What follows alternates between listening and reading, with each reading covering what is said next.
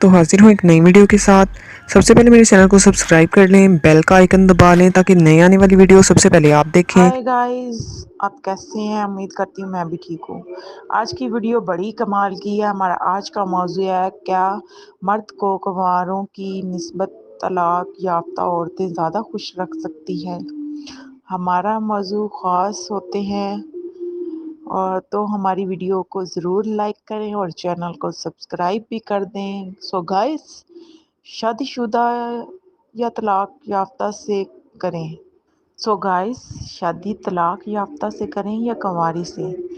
دیکھیں گائز، اولاد کا ہونا عورت کی خوش نصیبی کے ساتھ مضبوطی بھی ہوتا ہے۔ قطع نظر اولاد کے نہ ہونے میں 90% مرد کی کمزوری ہوتی ہے، مگر عورت چڑھائی جاتی ہے طلاق یا سوتن کا دکھ عورت کو سہنا پڑتا ہے۔ لوگوں کے طعنے الفاظ عورت کو برداشت کرنے پڑتے ہیں۔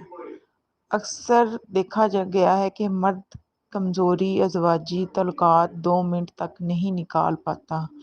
مرد کے بچے بنانے کے لیے جراثیم کمزور ہوتے ہیں، جس کی وجہ سے حمل ٹھہرنا ناممکن سا ہو جاتا ہے۔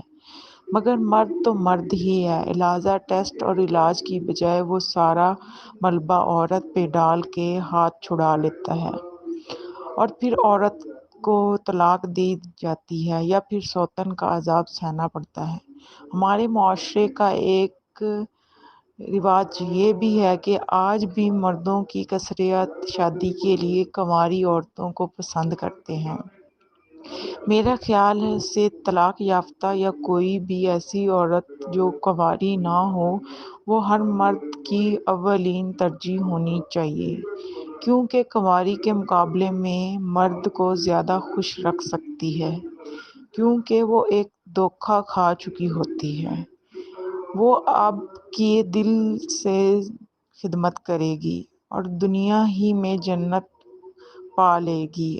اللہ تعالیٰ کا فرمان ہے، ہم مرد کا سکون عورت میں اور عورت کا سکون اس کے شوہر میں رکھا ہے، اور بیوی کا ملنا، کھانا پینا، سونا جنت کی نعمتوں میں سے ایک نعمت ہے۔ اگر آپ کے پاس کوئی اچھا ٹاپک یا موضوع ہے جس پہ بات کی جا سکے تو ضرور کمنٹ کریں، اور مزید ویڈیو دیکھنے کے لیے ویڈیو کو لائک کریں اور چینل کو سبسکرائب کریں۔ شکریہ۔ دیکھنے کا شکریہ۔ چینل کو سبسکرائب کریں، ویڈیو کو لائک کریں، شیئر کریں۔